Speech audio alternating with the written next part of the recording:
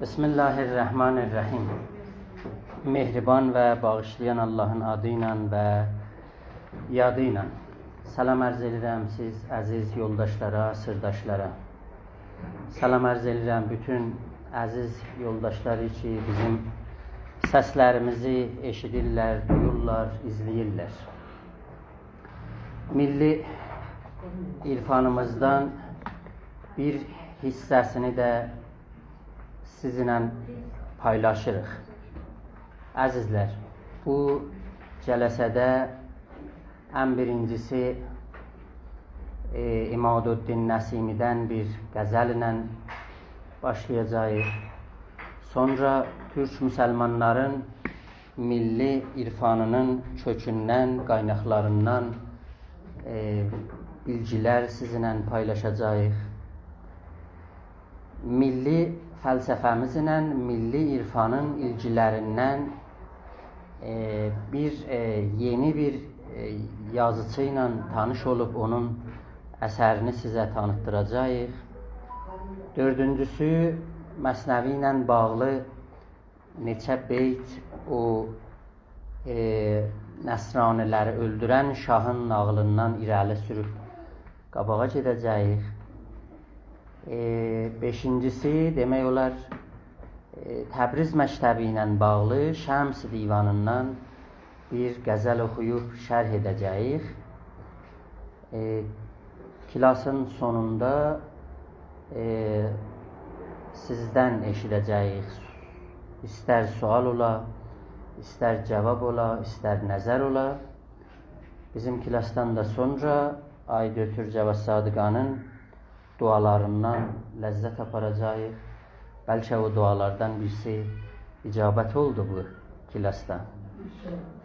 İnşallah. Deyir ki, Türkistan pirindən bir gün Xacə Əhməd Yəsəvidən soruşurlar ki, sən müsəlmansan? Deyir ki, əlhəmdülillah, mən türk müsəlmanam. Deyirlər ki, axı tühlüğü niyə qatırsan? Biz səndən tühlüğü soruşmadıq. Deyir ki, din bir seçimdir, tühlüq bir qədərdir. Demək olar ki, yəni tühlüq ki, bizim kimliyimizin ən böyük hissəsini özünə alır, o tühlüq bizə bir dənə cəbri mirasdır, cəbri bir qədərdir ki, biz onu dəyişə bilənməliyik. Tanrı, təbiət bunu bizim ixtiyarımızda qoyubdur. Amma din, o da bizə atamızdan, anamızdan bir miraslı yetişib, eləyə bilərik. Axtarışlarla, oxumaqla düşüncəmizi, baxışığımızı bir dənə dinlə bağlı eləyə bilərik, dəyişək. Nəsimidən başlayırıq. Bu qəzəl ki, mən Nəsimidən sizə istəyirəm oxuyam, çox səmimi bir qəzəldir. Yəni, həman o şaman düşüncəsindəki necə bunlar Tanrı ilə ilgi qoyurdular, sevirdilər onu. Siz baxırsınız, görürsünüz ki, zaman keçdikcə bizim bu qəzəllərimiz də bizim türk ariflərin əlicə mütəaliləşir, incələşir, səmimiləşir. Nəsimi bu qəzəldə demək olar ki, çox səmimi Allahla danışır. Bir cəfakeş aşiqəm ey yar, səndən dönməzəm. Xəncər ilə ürəyimi yar, səndən dönməzəm. Ey sənəm, eşqin yolunda qamətin tək, yəni eyni qamətin. Ey sənəm, eşqin yolunda qamətin tək, doğruyam, çəhsələr mənsur ilə, bərdar, səndən dönməzəm. Müshəf-i hüsnün həqq üçün, ey dil aramim mənim, ancaq bu təndə canım var, səndən dönməzəm. Gər Zəkərya tək məni başdan ayağa yaralar, o Zəkəryanın nağılına şarə eləyək, kəsirdilər ərrə ilə. Gər Zəkərya tək məni başdan ayağa yaralar, başıma qoyula ərrə-i nəccar, səndən dönməzəm. Leyli şeyda idim, seydinə düşdüm ey nigar, yanaram məcnun kimi mən zar, səndən dönməzəm. Rindi rüsvayəm başımda, vardır sodayı eşq, namı nənci qoymuşam həm ar, səndən dönməzəm. Hüsnünə mən aşiqəm ey dilbər, əgər sən mənə qılasan min kəz cəfa, dildar, səndən dönməzəm. Mehnətindən ey pəri, haşa ki mən üz döndərəm, yanaram pərvanə tək bərnar, səndən dönməzəm. Hər rəqibin gündə min kəz tənəsin nuş eylərəm, mən nəsimi, sən pəri, zinhar, səndən dönməzəm. Sağ olasınız. Biz əzizlər, bu Türk müsəlmanların milli irfanının qaynaqlarından sizinlə şamanizm düşüncəsindən danışırdıq. Biz sizə xatirinizdə olmuş olsa dedik ki, şamanlar neçə min il miladdan öncə bir qəbilənin, bir boyun öndəri sayılırdılar, rəhbərləri sayılırdılar. Onların bütün çətinliklərində ərsiyə gəlirdilər, onların ruhi müşküllərini, cismi müşküllərini, bəlkə qəbilənin bir milli müşküllərində bunlar iştirak edirdilər, çalışırdılar ki, bunları həll etsinlər. Amma hər şey qurultaydan, rəisin ya hakimin nəzərindən, baxışığından keçirdi. Düzdür, şamanların bir özlərinə görə yerləri var idi. Amma haradaydılar? Rəisin yanındaydılar, qurultayın yanındaydılar. O qurultay ki qurulurdu, cəmi bir düşüncəyə çatırdılar, onların yanındaydılar. Baxsaz, görürsünüz ki, bizim usturəyi nağıllarımızda Oğuzxan gəlir bir hakimiyyəti məsələdə bütün elləri yığır, bir qurultaya çağırır. O qurultayda istəyirlər bir ortaq bir qərara çatsınlar. Orada deyir ki, boz oxlar, yəni onlar ki oxları boz rəngindədirlər, onlar sağ tərəfdə otursunlar. Üç oxlular, onlar ki oxları 3 dənə idi, yəni 3 dənə onların bizləri varmış. Onlar da sol tərəfdə otursunlar. Qurultay ilə biz bu müşkülü elə bir istəyirik neyniyək, həll edək. Ona görə siz baxsaz, biz sizinlə usturələrlə danışdıq, əfsanələrlə danışdıq. Əzizlər, əgər istəyək usturə ilə əfsanənin arasında bir qıssaca fərq yaraldaq, usturə o nağıllardılar ki, onun qəhrəmanları öz dövrəsində gerçək qəhrəmanlar olublar. Amma sonralıqda ki, zaman keçibdi, o qəhrəmanlar keçiblər bir fərazəmini bir qəhrəmanlara keçiblər.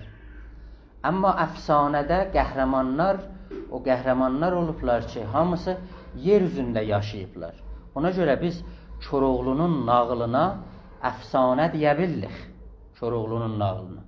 Amma insanın və bu aləmin yaradılmasına nə nağıllar gəlib, onlara usturə deyilir. Usturədə ümumiyyətdə qəhrəmanlar görürsünüz ki, yerdən üzülürlər. Metafiziki qəhrəmanlar gəlir meydana.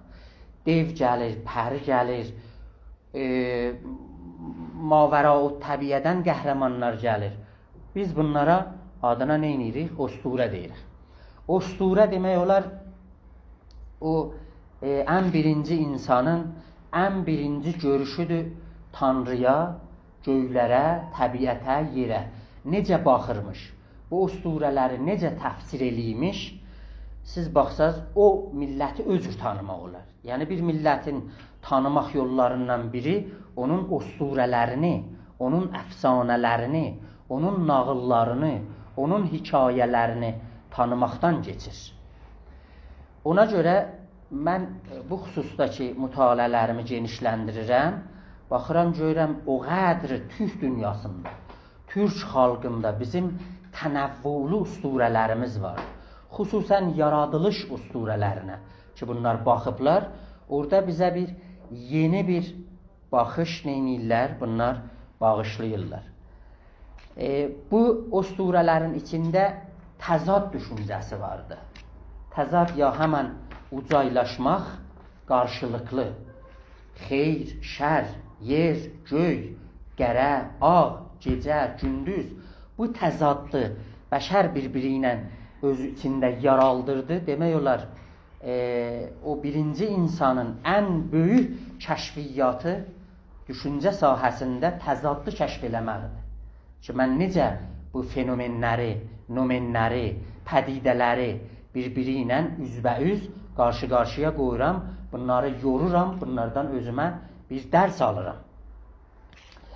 Baxırsınız, görürsünüz ki, bu yaradılış usturələrində bir variantıda deyirlər ki, ağ ana ölgenlə ərliyi yaraldır. Ölgen həmanıdır ki, göylərin pərisi idi, mələyi idi. Ərlik də yeraltı dünyasının pərisi ya mələyi salır. Deyir, ağ ana bunların ikisini neyniyir, yaraldır. O zaman dünya böyük bir okyanusun içindəymiş. Hər yan suymuş. Baxırsınız, bu düşüncə neçə min il öncəninkidir. İndi də elə elm sahəsinə baxanda elmi teorilərdə deyir ki, dünya ən birinci suymuş. Getdikcə sonralıqda sular çəkilir, topraqlar, dağlar çıxırlar üzə. Deyir ki, dünyanı böyük bir okyanus əhatə eləyir. Bu okyanusun başında bir dənə ağ qaz uçurmuş. Ağ. Ağlıq bilirsiniz də, kutsaldır. Yəni, işıqlıq simgəsini daşıyır. Ölgen, ərlik ikisi birlikdə gəlirlər. Bu okyanusun tərkindən palçıqlar götürürlər. Bu palçıqları səpəliyirlər o yan bu yana. Səpələməklə yer çıxır üzə. Və o palçıqlarda yer çıxır üzə, yaşayış neyniyir, başlayır və yer oradan yaranır. Ya Türk xalqlarının içində, ayrı bir xalqların içində Sayan Altay, ümumiyyətlə bir teydatlar buna etiqadları budur ki, ən o əski tühlər, qədimi tühlər, Altay tühləri olublar. O Sayan Altay tühləri, onların əfsanələrində belə gəlir ki, bu böyük okyanusun üstündə 2 dənə qaz uçurmuş. Bir qaz dəryanın tərkindən o palçıqları götürürmüş, ikincisi də gəlib ondan alırmış, suyun üzünə səpirmiş bunlar. Suyun üzünə səpdikcə su çəkilirmiş qırağa, o topraqlar neynirdi? Çıxırdı üzə və yer bu cür yaranırdı. O əsasda siz baxsaz görürsünüz ki, belə bir yaradılışığa təsvir yaratmaq usturədə ki, suyu qırağa çəkirsən, ölgenlə ərlik gəlir, birlikdə bunu yaraldırlar. Bir usturə olaraq bu Türk insan özünə bir dənə baxışıq yaraldır ki, mən sorumum vardı bu təbiətdən. Bu nə cür yaranıbdır? Buna istəyir bir dənə cavab tapsın.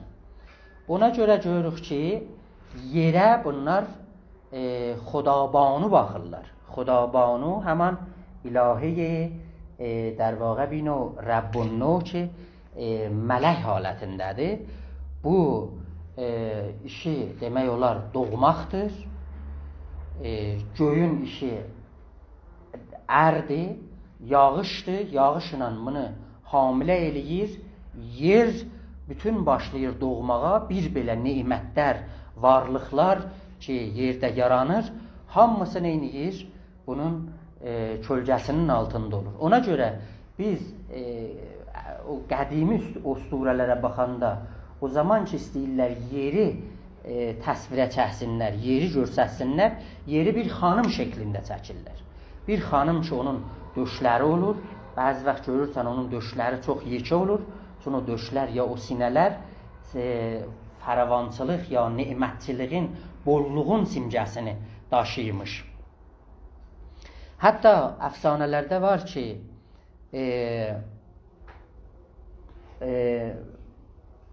bir xanım, onun ki sinələri çox yekə olur, gəlir ağacın içindən çıxır eşiyə, ağ oğlanı neyniyir, yaraldır. Ağ oğlan həmən Həzrəti Adəm olaraq ki, Sami usturələrinin içindədir, belə yaranır. Birinci insan necə yaranır? Bir xanım ki, onun sinələri yekə olur, gəlir ki, nemət paylasın, ağacın içindən ki, yaşam ağacıdır həmən, oradan çıxır eşiyə, ağ oğlanı doğur və yaşayış neynir, oradan başlayır, gedir qabağa. Ya Umay əfsanəsindəki həmən Humaydır, o da eyni bir cürdür, bir xanım şəklindədir. Hər halda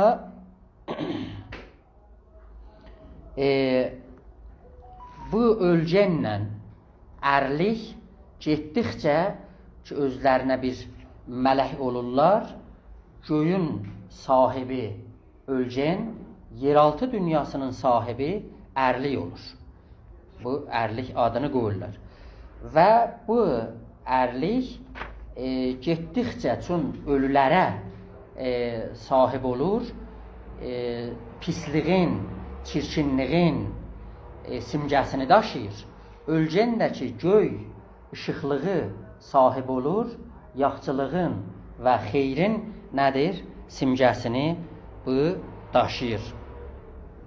Bir variantıda biz görürük ki, Oğuzxan, o həman təzad düşüncəsinə ki, işarə edirik, Oğuzxan da gəlir, iki xanımı varmış. Bizim bilirsiniz də bu tüklərin boylarında Oğuzxan bir ustureyi bir şəxsiyyət tanınır. O Oğuzxanın demək olar iki xanımı olur. Buyurun. Onun bir xanımını saiqə vurur. Ağacın içindən yaranır. O xanım o saiqədən yaranır. Ona görə bu Oğuzxanın ki, xoş gəldiniz. O Oğuzxanın ki, iki xanımı varmış, 6 dənə bunun oğlu varmış. Hər xanımından 3 oğlu. Adlara baxsaz siz görürsünüz ki, o təbiətlə bağlı necə bu adları qoşur. Bir oğluna Günxan, o birisinə Ayxan, üçüncüsünə Ulduzxan qoyur. Yəni o ki, ülgənin əhatəsində idi, o göyün əhatəsində idi, 3 dənə oğlunu ona. O birisinə Dağxan, Dənizxan, Göyxan qoyur. 3 qardaşı deyir, gedin doğuda əyləşin, məskunlaşın. 3 qardaşına da deyir, gedin batıda məskunlaşın və yerə bu cür siz sahib olmalısınız. Türk bütün yerə hakimiyyət qurmalıdır. Siz bu cür doğuda, batıda əyləşib, məskunlaşıb, hakimiyyətinizi sürməlisiniz. Hətta bunlara baxsaz, bunların totemləri də fərqli olur. Totem o şeylər ki, bunlar tuturdular, saxlayırdılar, ilgi bağlayırdılar onlarına. Biri 3 qardaşların, onlar ki, məsələn, doğuda olurdular, ağ qoyunlar saxlayırdılar. Ya onlar ki, batıdaydılar, qərə qoyun saxlayırdılar. Bunların oxlarının boyları da, rəhləri də fərqli olurdu. Toğuqlarının da rəhləri neynirdi? Fərqli olurdu. Mən istəyirəm burada sizə bunu deyəm ki, bu təzad düşüncəsi nə qədər gəlir insanın bu düşüncəsinə qolqanat verir. Bunun düşüncəsini neyniyir? Açıqlayır. Hətta müasir siz məktəblərə, fəlsəfi məktəblərə də baxsaz, Marksizmin ən cövhərəsini bunlar təzadla başlayırlar. Hər şey təzadla başlayır və buradan bunlar məktəblərini qururlar, aparırlar qabağa. O əsasda biz getdikcə qabağa bu usturələr nə edirlər? Təkamüllaşırlar. Mütəkamil olurlar. Ona görə hətta bu insan, bu əvvəliyyə insan belə təsəvvür eləymiş ki, ola bilər bəlkə dünyanın hamısı elə bir dənə qoca bir kişi olsun. Bəlkə dünyanın hamısı elə olsun ki, bir qoca xanım olsun. Yəni o dünyadan təsəvvürü bu cürdədir ki, bir təbiəti olsun, bir kainati olsun, evrimləri olsun. Yox, onu da elə çalışırdı ki, animizmin sayəsində, kölgəsində ki, can bağışlayırdı, neynəsin? Bir dənə kişi sahəsində görsün. Ya bir xanım sahəsində görsün. Ona görə Mevlana'ya baxsaz görürsünüz ki, 6-cı dəftərdə deyir ki, həmçinin cümle-i nəim-i incəhan bəs xoş است از دور پیش از امتحان می نماید در نظر از دور آب چون روی نزدیک باشد آن سراب گند پیر از تو و از بس چاپلوس جلوه کند چون نوعروس هین مشو مغرور آن گلگونش نوش نوشالوده او را مچش آشکارا دانه پنهان دام او خوش نماید زولت انعام او dünyanı neynir? Dünyanı oxşadır bir dənə qarı qocaya oxşadır. Qarı qocaya oxşadır. Ya bizim elə usturələrimizin içində var ki, deyirlər ki, Nuh zamanındakı dünyanı bütün su almışdı. Nuh gəlir bir dənə qoca qəri görür ki, o ip əriymiş. O dəzgahla, o həman çərxi risəndəgidə deyirlər ki, onunla ip əriymiş. O qocadan, o qəri qocadan soruşur ki, dünyanı su tutub axı. Sən bunu görməyibsən dünyanı. O qoca qəridən soruşur.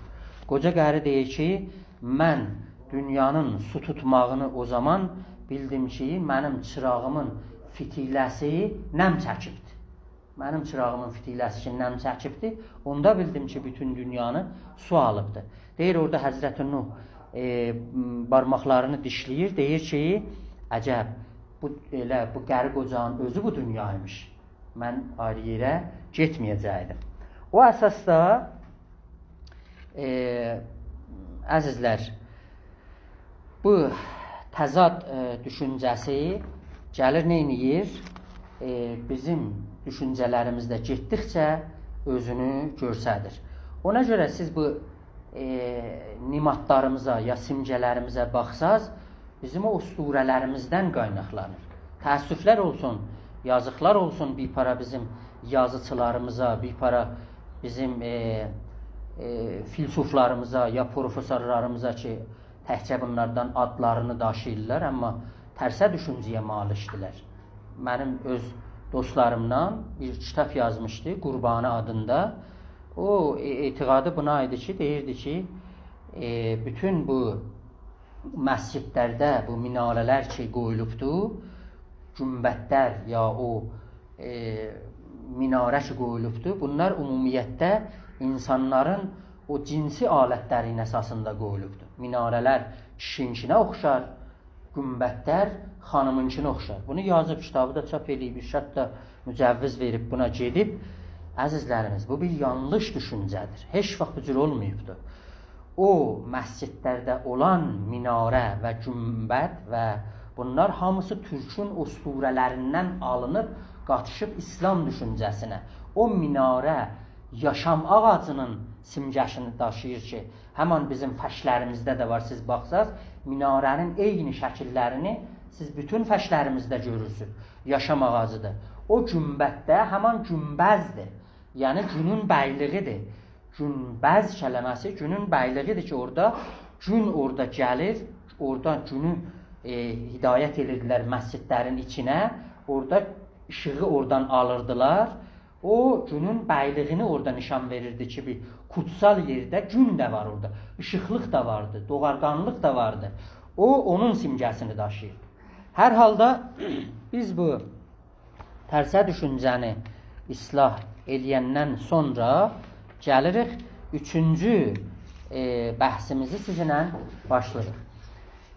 Əziz yoldaşlar, bizim Türk müsəlmanların milli fəlsəfəsi Farabinin düşüncəsində gizlənibdir.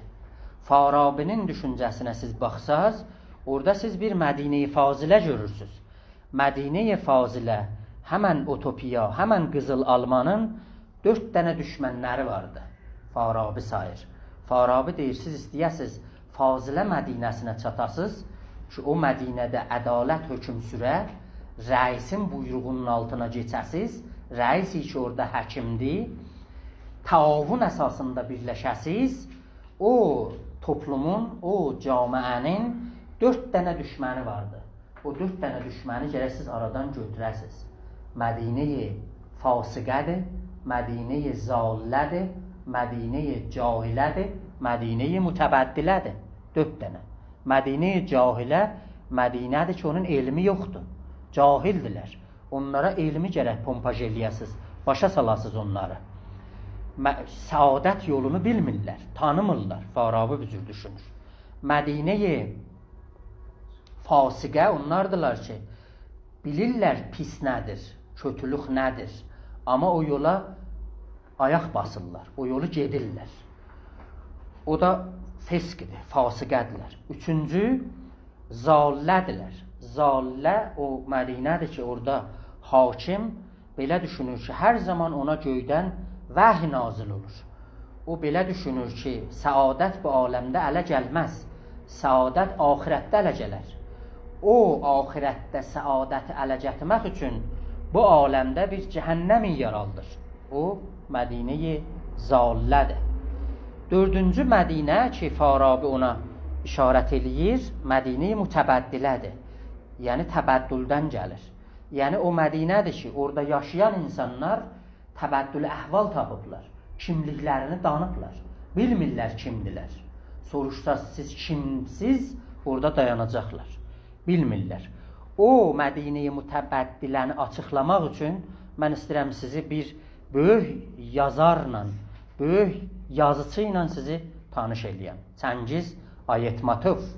Çəngiz Ayetmatov bir dənə Qırğızı, Qəzzaqi yazıcı idi. 2008-də bu adam dünyasını dəyişir. O zaman ki, Nobel caizəsinin namizədi olur, amma ona yetişənmir. Çünki dünyasını dəyişir. Bu adam neçə bundan kitab çıxıbdır.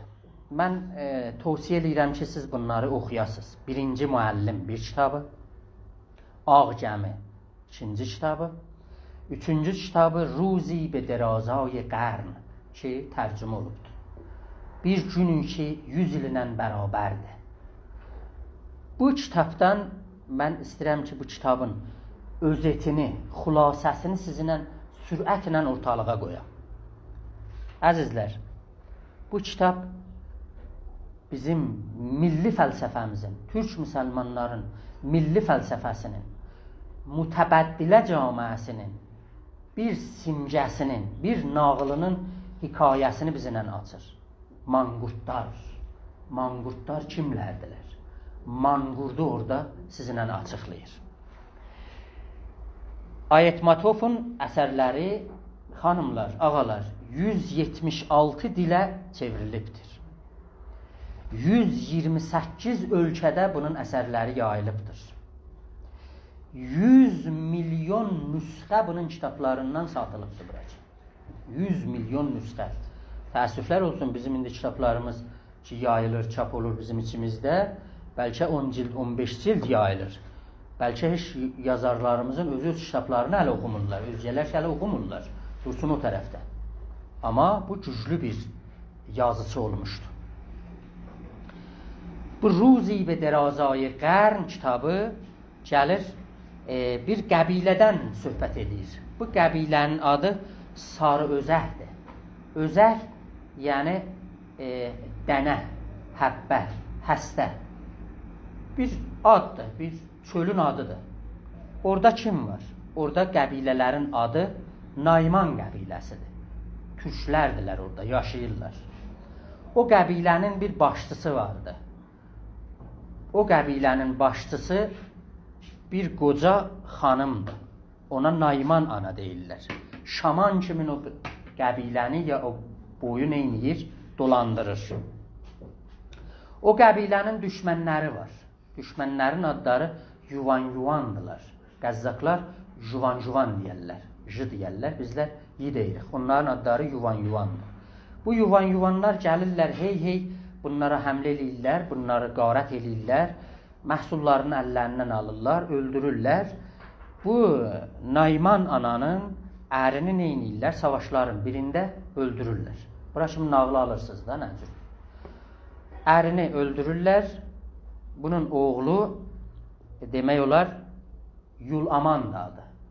Yulaman həməndir ki, o zaman ki bunlar bir yerə yetişirlər, orada məskunlaşırlar, oturaq eləyirlər, da yol əmniyyət tapır, da qarət olunmur o yol, oğlun adını qoyurlar Yulaman, da yol əmniyyətdəymiş, yaxşı, bücür ad qoyurlar.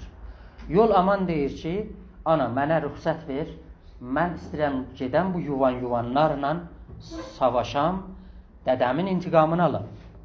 Gedir. Bu savaşda neynirlər? Bunlar məğlub olurlar, qalib olanmırlar.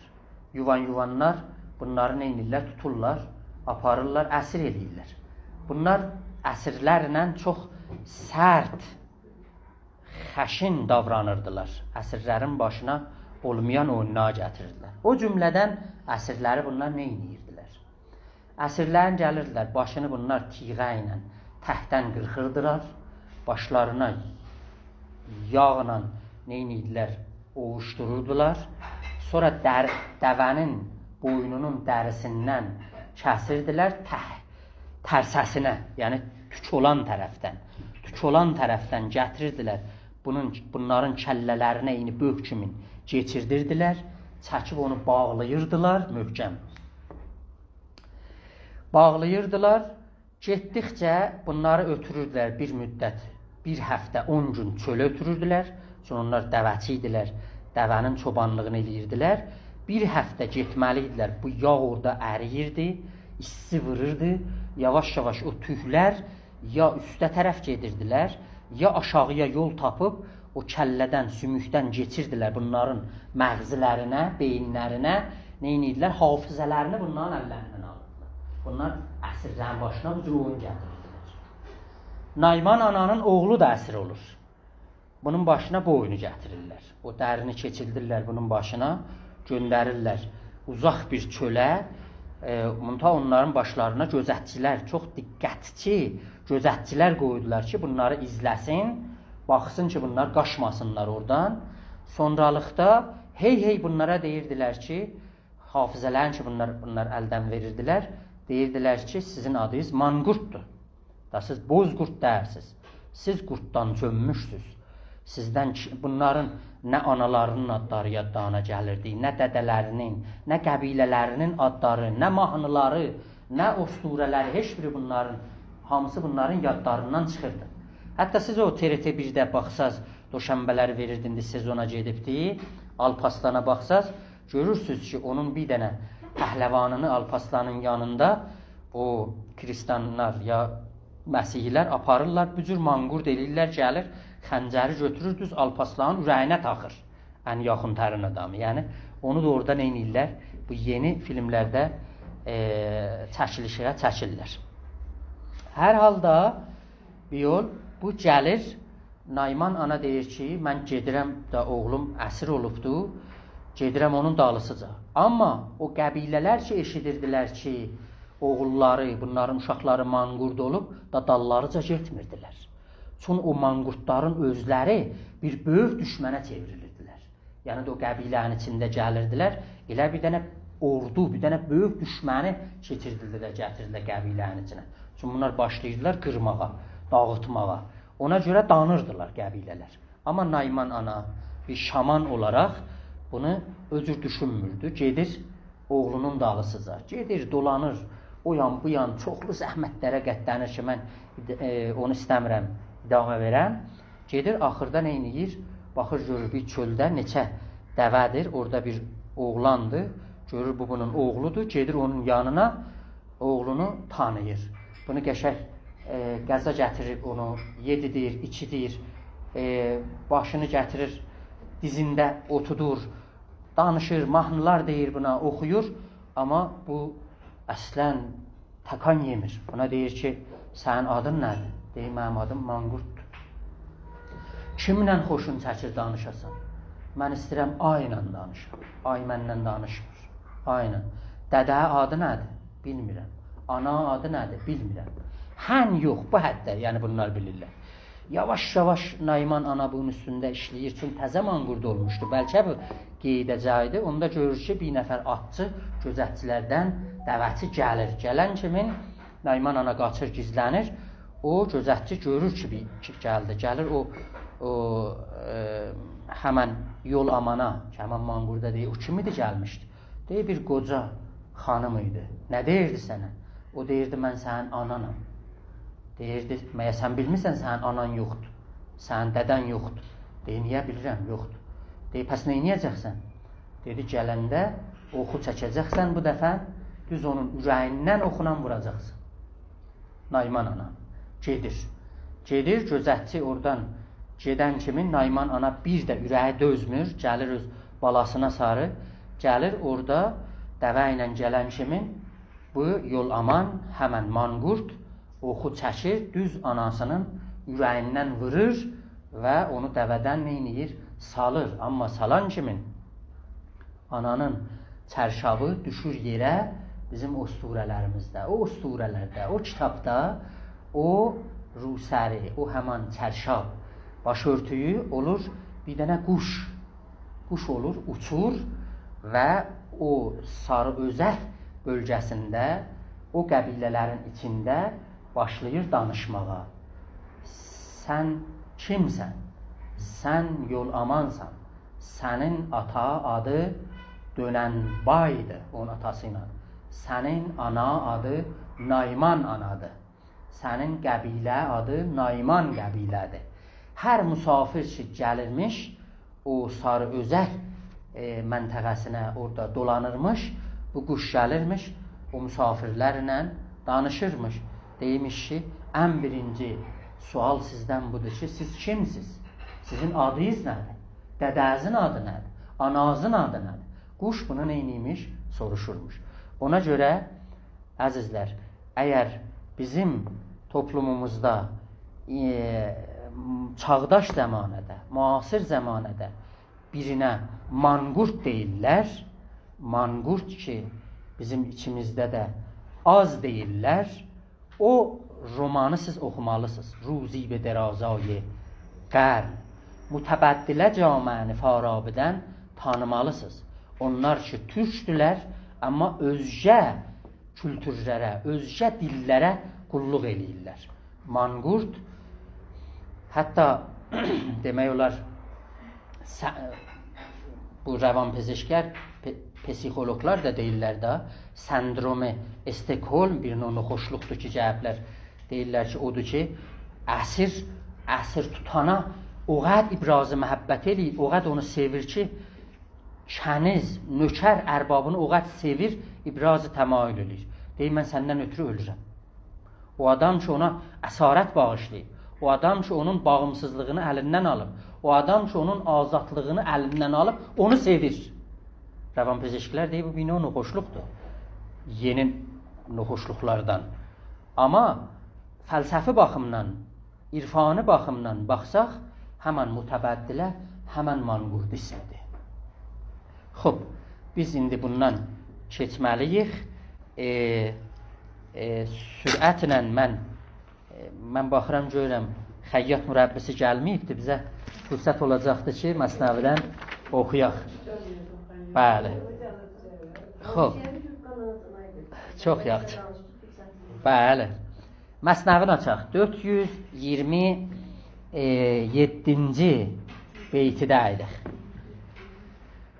رو ز سایه آفتابی را بیاب دامن شه شمس تبریزی بتاب ره ندانی جانب این سور و عرس از ضیاء الحق حسام الدین بپرس. Gətdizdə beytlər, bəli. Birinci dəftər 427-ci beyt. Mevlana deyirdi ki, kölgəyə gəh inanmayasan. Amma soralıqda deyir, hər kölgəyə yox. Bəzi kölgələrin altına getməlisən. Bəzi kölgələrin də içindən günəş axtarmalısan. Ona görə roz-i sayə aftabi ra biya. Axı kölgə gəlir səni günəşə dilalət eləyir. Yaxşı, sən orada günəşi tapmalısan. Damən şəms Təbrizi betap. Get Şəms Təbrizini axtar. Hər kəs öz Şəms Təbrizisini tapmalıdır. Mevlana'nın sözü budur. Get öz Şəms Təbrizi öz içində kəşf eləcəksən, tapçınla. Kəşf eləsən, öz içərisində olan eyni bir dənə kimin sənin öz içərin başlayacaq gövərməyə. Yəni o başlayacaq, inkişaf tapacaq, gövərəcək, sənə barlar gətirəcək, sən onun kölgəsində oturacaqsan, bir gülüstan olacaq, şəhər yaradacaq, onun içində sən gəzəcəksən. Amma onu kəşf eləməsən, o dənə orada qalıb batacaqdır, heç bir iş görənməyəcəksən. Əzizlər, Mevlana Şəms-i Təbrizidən Şəms divanında hər yerdə danışır. Ədəbli, ədəbsiz, ondan sonra bazarda, məhfillərdə oynuya, səma eləyə. Amma Məsnəvidə Şəmsidən danışanda çox ehtiyatla danışır. Çünki orada Məsnəvinin məhfilləri bir məhfil idi ki, orada təlimi və tərbiyyəti bir eğitim və öyrətim bir məhfil aparırdı qabağa. Fərqli insanlar oturmuşdu orada. Hesadətli, cicihli insanlar məclisdə oturmuşdular. Qəsd kərdəstənd ingil parha ta bepuşanənd xurşid tora. Palçıq sifət insanlar oturmuşdular məhfildə ki, günəşin üzünə palçığı çəksinlər. Ona görə Mevlana Şəmsidən danışmaqdan çox həzər eləyirdi. Harda Mevlana Məsnəvidə Şəmsidən danışır? 2-3 yerdə danışır. Birinci dəftərdə danışır. Orada o birinci nağıl ki var. Əzvəyər sayi nişani midəhəd, Şəms hərdəm nur cani midəhəd, sayi خواب آرد تو را همچون ثمر، چون برآید شمس انشق القمر. خود غریبی در جهان چون شمس نیست، شمس جان باقی است کش امس نیست. شمس در خارج اگرچه هست فرد، میتوان هم مثل آن تصویر کرد. خب bu birinci dəftərdədir. Çون hədis ruy Şəmsüddin رسید، شمس چهارم آسمان سر در کشید. واجب آید چون که آمد نام او، شرح رمزی گفتن از انعام او. تا زمین و آسمان خندان شود، عقل و روح و دیده صد چندان شود. فتنه و آشوب و خونریزی مجو، بیش از این از شمس تبریزی مگو. Məclisə deyil. Çünki hey deyidilər Şəmsidən bizə danış, deyil siz fitnə axtarsınız, aşub axtarsınız, bəlvə axtarsınız, istəyirsiniz qan tökülə, ona görə mən Şəmslə bağlı sizinlə danışmayacağım. Fitnə və aşub və xunrizi məcu, بیش از این از şəms təbrizi məqu. Ya ikinci dəftərdə, gən özünü saxlayanmır, orada deyir ki, باز گرد شمس میگردم عجب، هم ز فر شمس باشد این سبب. شمس باشد بر سببها مطلع، هم از او حبل سببها منقطع. Orada da neyniyir? Şəmsə öcür işarət edib. Daha yavaş-yavaş Mevlana Şəmsidən ad gətirmir. Kimsə də gəldi Mevlananın yanına deyildi ki, mən Şəmsi görmüşəm. Deyildi, siz Şəmsi görmüyorsunuz. Şəmsi mən görmüşəm. Siz Şəmsidən nə görübsünüz ki? Hər kim gəlirdi, müjdə istəyirdi ki, mən Şəmsi filan yerdə gördüm. Mevlana çıxadırdı, ona neynirdi? Ənam verirdi. Deyir, bəlkə yalan deyir. Deyir, o yalanın belə mən eşidirəm, ondan ləzzət aparam. Ona görə mən neynirəm? Bu ənamı ona verirəm. خب رو ندانی جانب این سور و عرس، از ضیاء الحق حسام الدین بپرس. Əgər Şəms-i Təbriziyə siz yol tapanmırsınızsa, gedin Husamuddin'dən soruşun. Husamuddin Urməvi Çələfi də əzizlər Urumdanıdır. Oranın tühlərindənidir. Çələf ailəsindənidir. O Şəmsidən sonra Şəmsin yerini Mevlana'ya demək doldururdu. Siz dəftərlərə baxsaz, gələn cələsələrdə baxsaz, görəcəksiniz ki, 2-ci dəftər, 3-cü, 4-cü, 5-ci, 6-cı dəftəri Mevlana istəyir başlayır, hamısını Husamuddinlə başlayır. Yəni Husamuddinə sayğı ilə yanaşır və Husamuddinlə neyniyir? Başlayır.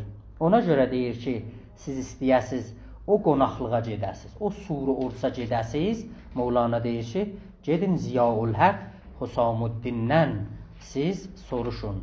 Bu toya ey can, əgər yoxdur əlin, sıx Ziyaülhaq Husamuddin əlin. Husamuddinin əlini neynəcinən? Sıxcinan.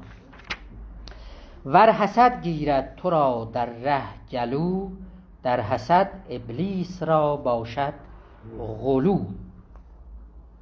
خب Mevlana burada əzizlər bir əxlaqi bir konuya istəyir girsin. O da cicihlənmək, ya qısqancılıq, ya hesadət. Əlbəttə paxıllıq ki işlədən mən qayda ötürdü, o bəxil kələməsinə işlənir.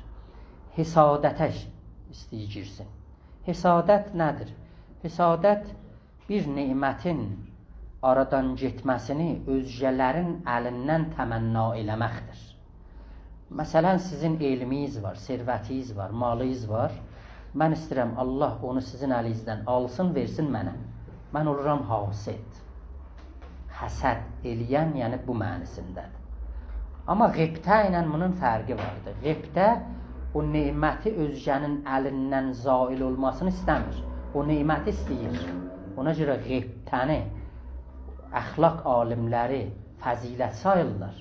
Həsədi ya cicihliyi rəzilət sayırlar. Pəs qibtə nə deməkdir? Ki, faslar onu rəşki tərcümə eləyirlər. Allah ona verdiyin nemətlərdən mənə də ver. Yox. Yox, amma elə qibtə özü qəşəng kəlmədir. Baxçı, ona verdiyin nemətlərdən mənə də vercinə. Mən də istəyirəm onlara sahib olam. Oldu? Allah əzə almasın.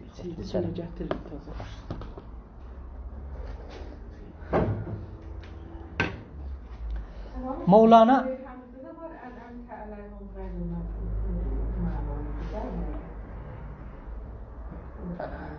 niməti əleyhim. Xob. Kamil oxu cünən sən ayəni. Ayet ötür buyur cünən. İyyâke nəbudu və iyyâke nəstəin ehdinə sirâtal müstəqim sirâtal lezîne. Bəli, deyir ki, bizi o düz yola yönətçinən. O düz yolu, o hansı yoldur, o yolu ki onlara neyniyibsən, nemət bağışlayıbsan. Orada ayənin məqsədi, mənzəri budur. Yox, Surə-i Həmd, bilirsiniz, Surə-i Həmd demək olar Peyğəmbərin o səmimi danışığıdır, Allahla danışır. Yaxçı, ondan sonra orada deyir ki, mən səndən və öz ümmətləri yardım istəyirik. Yaxçı, bizi də düz yola yönətkinə, mənim və ümmətimi.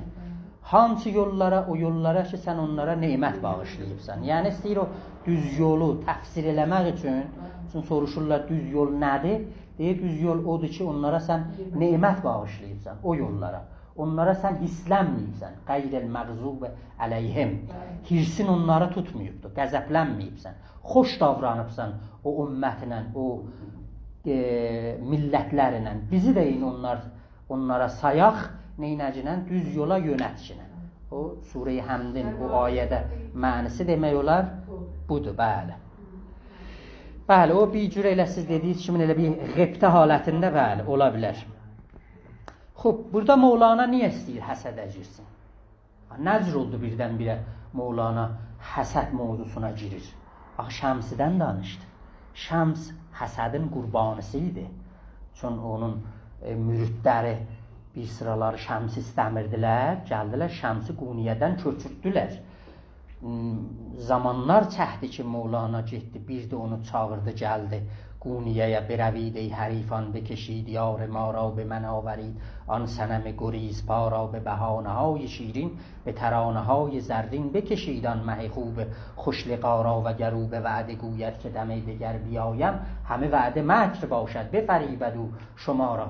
Bu qəzəlindən və neçə qəzəllərindən Şəms bir də çəkir gətirir. Ona görə deyir ki, mənim müridlərimin içində hesadət var, ciciklik vardır. Və bu hesadət həməndir ki, elə təhcə bunların içində deyir. Ayrı yerlərdə də varmış. Habillə Qabilin də arasında vardı. Yusiflə qardaşlarının da arasında vardı. Hesadət əsasında gəlirlər, Yusifi salırlar quyunun tərkinə. Hətta türkü usturələrə də baxsaq, ölgənlə ərliyin arasında da bir hesadət olur ki, onlar gəlirlər, soralıqda ərliyi köçürdürlər, yeraltı dünyasına deyirlər, get ölülərə sən sahib durcuna. Ona görə bu hesadət belə nəzərə gəlir ki, elə bəşərin zatındadır. Bu vardır bunun içində, olmalıdır. Və bu dini nağıllarda, hekayələrdə də nə cürdür? Gəlibdir. Ala bunu necə dərman eləmək olar? Görək, Mevlana'dan eşidək görək, yolu nədir, necə bunu dərman eləmək olar? Vər həsəd girəd, tora در ره گلو در حسد ابلیس را باشد غلو. نه منه؟ غلو da elə həmənğılı aha. Bəli, o iradə yoxdur. Bəli, nüsxələrin o fərqi olmasıdır. Burada غلو həmən غلوون müxəffəfidir şeirin vəzninə görə. Yəni necə deyir ki, Mevlana deyir ki, vər həsəd girət tura در ره گلو, hesadət gəlir bir yolda sənin boğazından yapışır. Bu hesadət həmandır ki, iblisin də gəldi boğazından yapışdı, iblis hesadət elədi insana. Şeytan. Gəlun yerinə o qoyubdu. İradı yoxdur. Bəli, o heç iradı yoxdur. O oxumağa görədir, şeirin oxumağına görə. Bəli. Boğazın tutsa yolun yolda cicik, cicik həman həsəd. Boğazın tutsa yolun yolda cicik, şeytanı etdi cicik, dibdə çiçik. Yəni axırda şeytanı bu cicik, çiçik elədi. Yaxşı, çiçikdir. Mən odlan yaranmışam, insan topraqdan. Mən ondan üstünəm. Ona mən boyun əymənəm. Hesadət buradan neyniyir? Başlayır. Ku ز آدم ننگ دارد از حسد با سعادت جنگ دارد از حسد. Bu həman iblisin usafıdır da gətirir. Ku yəni iblis. Ki o həman iblis. O ز آدم ننگ دارد از حسد. O hesadət əsasında Adəmə səzdə gətirməkdən nəng eləydi, arı gəlirdi, utanırdı, deydi mən buna səzdə gətirmənəm. Ba səadət cəng dərəd az həsəd. Hesadət əsasında səadətlə savaşa, döyüşüqə girirdi. Mevlana belə deyir, deyir, səadət insan yolundan geçir. Səadət insana yaranmış bir qavramdır. Səadətə çatmaq da elə insana uyğundur. İstəyir bunu desin. Əqbə-i zin səəbtər در راه نیست. Əqbə yəni əqəbə, yəni gərdənə, o dağın darışlıq yerindən keçirlər, gədik, oradan çətinliklə geçmək, əqəbə. Səb yəni çətin. Əqbə-i zin səəbtər در راه نیست. Bu dar yoldan getməkdən ən çətin bir iş yoxdur. Yəni deyir ki, Mevlana deyirsən, hesadət, geciklik yükünü istəyəsən, daşıyasan, yükün çox-çox ağırdır. Sən buradan geçənməyəcəksən. Yaxşı. Ey xonuk an keş həsəd həmrah نیست. Selamun aleyküm. Ya Allah. Ay mühendis Şeyvançer. Bəli, çox xoş gəlibsiz. Xoş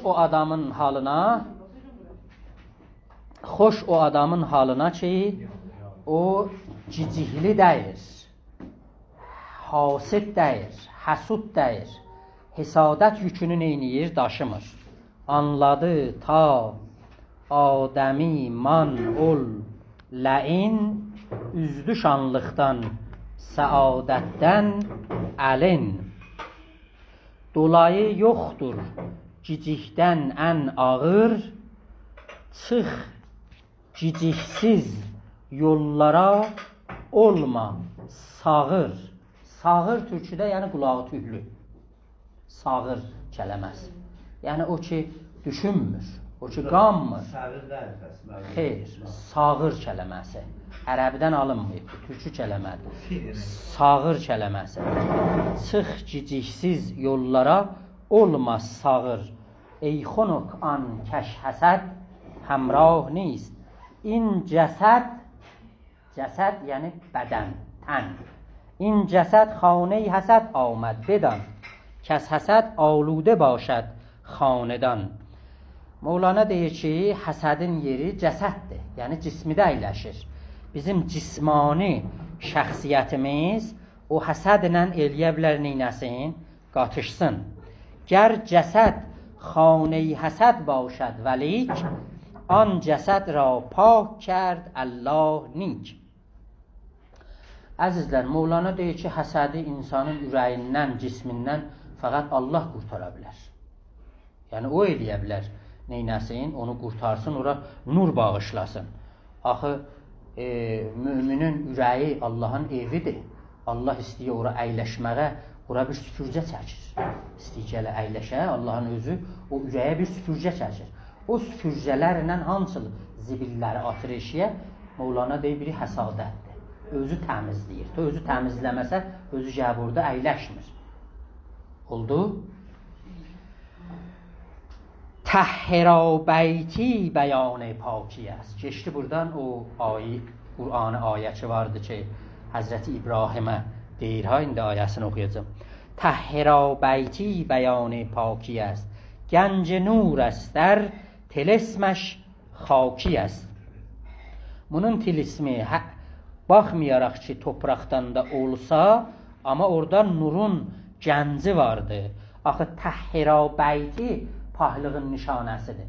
Təhhira bəyti nə mənədir ayəsində? Ay götür, yadındadır o ayəni? Bəli. Ayə demək olar Bəqərə surəsində 125-ci ayədir. Orada İbrahim, Həzrəti İbrahimlə İsmailə Allah Teala buyurur ki, və əhidna ilə İbrahimə və İsmailə. İbrahimdən, İsmaildən qol aldıq ki, əntəhhira bəyti, getsinlər mənim evimi, o Kəbə evimi, onlar təmizləsinlər, pahlasınlar. Pəs necə İbrahimlə İsmail gedib Kəbə evini paşlaya bilərlər, sizin özünüz də İbrahim və İsmail kimin olub, öz ürəyinizdə olan Kəbəzi təhhir eləyə bilərsiniz, pahlaya bilərsiniz. Mevlana bu cür gəlir, neyniyir? Deyir. Hətta Qur'anın ayrı bir yerində də var ki, ennə fî zâlikə ləzikra ləmən kânə ləhu qəlbun. O insani ki, onun qəlbi vardı və ürəyi vardı, neyniyir? Bunu çox açıqraq düşünə bilər. Çon koni bər bi həsəd, məkr و həsəd, zan həsəd, dil ra siyahi ha rəsəd.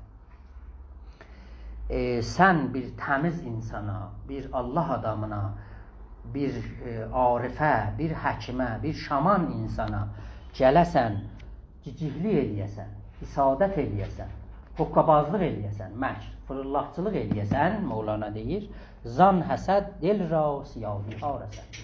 Öz ürəyini sən qaraldırsan. Bunun zərəri sənin tək özvə yetişəcəkdir. Ona görə sənə düşən odur ki, sən ona sayğı ilə yanaşasan, ehtiramla yanaşasan, ədəblə yanaşasan. Az xuda cuyim توفیق ادب بی ادب محروم گشت از لطف رب خاک شو مردان حق را زیر پا. Mevlana deyir. Allah adamlarının qabağında sən gəl topraq olasan. Onlar kiçik insan deyirlər. خاک شو مردان حق را زیر پا خاک بر سر کن حسد را همچو ما. Mevlana deyir, necə biz həsədi götürmüşük, məhv eləmişik, bizdə yoxdur. Bu ciciklik bizdə yoxdur.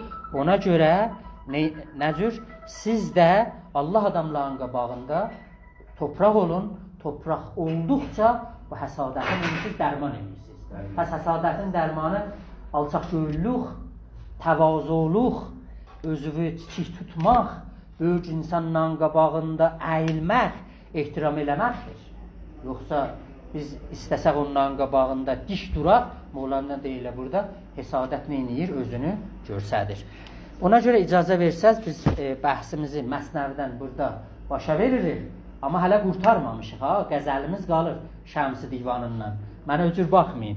Şəms-i Divanından qəzəli oxuyacağıq, sonralıqda qurtaracaq. Bu qəzəl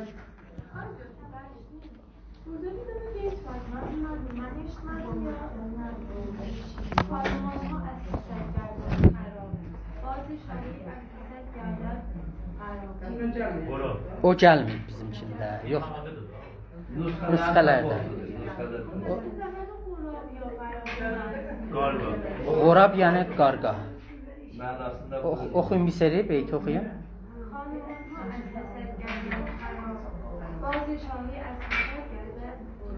Bazı şahi, yəni pərəndə-i şahi ki bazdır, həmən quşların sultanıdır, tacıdır, şahların yanında olar, quş yeyib tutar gətirər, yaxçı. O həsadət əsasında, qövlə Ustad Keyvançer tənəzzül elər, gələr neyniyər? Qorab olar, kəlaq olar, yeməyi də fərq elər. O ət yeyirdi, bu gedər mədfu və fuzulat yiyər, fərq elər. Həsəd cismə nisbət verilir. Əlbəttə etirazım çox azdır. Cismi maneviyyə yer bastırar. Aya həsəd ruha nisbət verilsə, yaxşı tər olmazsa cismə. Yox, cəsədi cismi həsəd. Həsəd, yəni daimizdə həsəd. Bəli, axı Mövlana'nkində bu ruhla cismin o qədər bir-biri ilə fasiləsi yoxdur. Yəni bunlar bir-birinə çox yaxındılar. Deyib bu həsəd gəlir oturur, cəsəddə oturur, cismidə oturur. Yəni در واقع Mövlana bir psixoloq kimi, insan kimi gəlir deyir, həsəd həm sənin ruhuvu eləyə bilər, dağın eləsin, həm cismi eləyə bilər, dağın eləsin. Axı orada desə tək ruh, sən deyəcəksən, axı mənim cismimdə də əsər qoyur. Görürsən ki, başlayır tərəfin hisadətdən tikay əsəbi gəlir buna. Əli əsir, qolu əsir filan eləyir. Yaxçı, orada cismində də əsər qoyur. Cəsədə işarə edildi, məsail mənəvidə həsəd olmaz. Təəyyünlərdə, dünya məsələsində istadı var həsədi. Ona görə bunun o ilgisi və ilişiyi həsədin cəsədinəndir. Dünya məsələsində biz cicik gələr. Bir nəvə görmüsən, məsaili mənəvidə cicik elə. O cicik eləsə müstəhsəndir. Adana nə mənə qoyur? Xeybtər yox da. Yoxsa da adam məsələn filankəs müştəhid demədim. Ona görə mən nəzərim bu gəldi. Çox gözəldir. Bəli. Bu cür bizzat olur ki, o cəsədə mərbud deyil, mütəəyyən, təəyyünatda o şeylər ki, burada qalan dünyalarda aradan gedən zatlarda bir cicik elirik. Və əllə o vaqi məsələdə... Mən də bir qısa pozor. Bir zaman Sa'di buyurmuşdu ki, nə həmin libası libas. Düşüyor sahibi zamanı bir hak etiraz eder. Bir adi zaman düşen bazarda evvel bizim zahirimizi görüyoruz. Zahirimizi ağastırdı ya. Onun dilinde batınımızda neydi ya? Ha? Yaptırıyor. Yoksa zahirden batın olar. O batını hiç koyma görsensin. No, bir tane ödü yoksa bir tane daha ister. O sufi kuşu. Mühendis Keyvançer, məşuqe به سامان